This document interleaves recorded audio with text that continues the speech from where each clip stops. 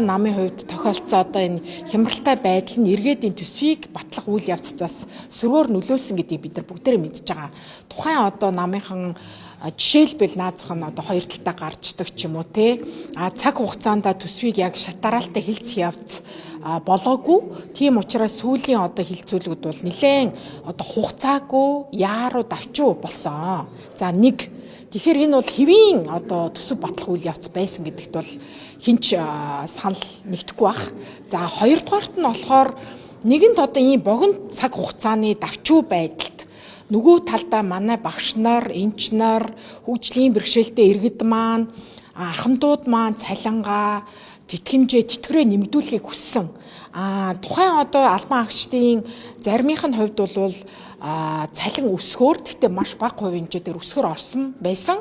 Гэхдээ энэ хямралтай цаг үед нэмээд энэ ажил хаялт гэх мэт зүйлүүд нь бол бас шалтгаан болоод мэдээж нэг талдаа цалин нэмэх, тэтгэрийг өсгөх, тэтгэмжийг яг бодит хувь хэмжээнд нь хүрэх нь зүйтэй. Гэхдээ энэ дандаа цаана бодлого дээр суурилж эргээд макро эдийн засгаад оргиохгүйгээр зүйтэй явах хэрэгтэй байсан энэ ажил маань улс төрийн шинжтэй болоо явцсан.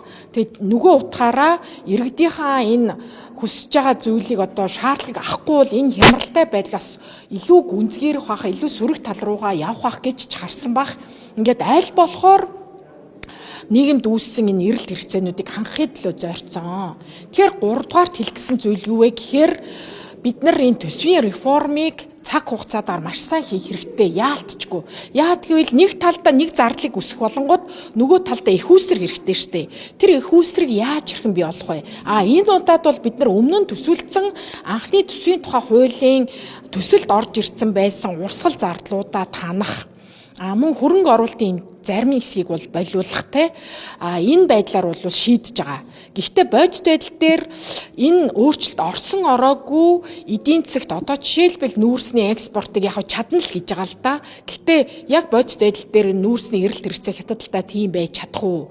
Тэг үний хэлбэлцэл дээр ерөөсөө тодорхой юм хэлж чадахгүй шүү дээ эдийн засагчид. Одоо тэгэхээр энэ байдал дээр бид нар гол их орж ирж байгаа татрын орлого чинь нүүрснээс учраас энэ дээр хэрвээ төсвийн орлого тооцоосон хэмжээнд бүрдэхгүй бол эргээд нөгөө талдаа зарлах талдаа доолдол үүснэ гэсэн үг. Өөрөөр хэлэх юм бол нэмсэн нөгөө цалингууд тэтгэмж бусад урсгал зардал нөгөө талдаа зарим магадгүй хөрөнгө оруулалт төссөн хэмжээнд хийгдэх байх магадaltaй. Ийм байдал үүсчин. Тэр утгаараа яаруу давчуу хийсэн энэ нөхцөл байдал төсвийн тодтгол явах нь бол гарцаагүй болж магадгүй гэсэн ийм одоо таамаглалыг гишүүд болон бусад зарим эдийн засгчид хэлж байгаа. За юу гарцаагүй үнэн бэ гэхээр би бол цаашдаа анхаарах зүйл бол ерөөсөө энэ янз бүрийн саний миний ялсан хямралт байдлыг далимдуулаад анзаархад тойргоо сонгогдсон зарим улсын их хурлын гишүүд маань яалтчгүй энэ байдлыг ашиглаад бас тойрголууга хөрөнгө одоо боломжуудыг татах юм хандлага бол байна. Өөрөөр хэлэх юм бол нөгөө энэ пропорционал тогтолцоо ч бас эргээд бас хувь нэмрээ оруулж байна. Өөрөөр хэлэх юм бол жагсаалтаар сонгогдсон гишүүд илүү улс орны хэмжээнд, бодлогын хэмжээнд юмыг зангидахыг оролдож байгаа хэвээр тойргоо сонгогдсон гишүүд бол мэдээж одоо энэ жил хагас болчлоо. Зарим гишүүд дараагийнхаа сонгуулийг бодож гин гэж шít. Улс төрч хүнийхээ хувьд бас 100% буруудах аргагүй. Гисэн хэдий ч бидний нөгөө төсвийн реформ, үндсэн хуулийн реформд оруулсан гол зорилгоо дэгдэгнүүлчихэж байгаа байхгүй. Өөрөөр хэлэх юм бол нөхцөл байдлыг далимдуулаад тойрог руу мөнгө татчих штэ. Зарим зардлаас хасаад нөгөө үүсэн боломжийг ашиглаад тойролгоо зарим нөхцлүүдийг татчих байгаа энэ байдал ажиглагдаж байна. Тэгэхээр би реформ хэрэгтэй гэдэг байгаа.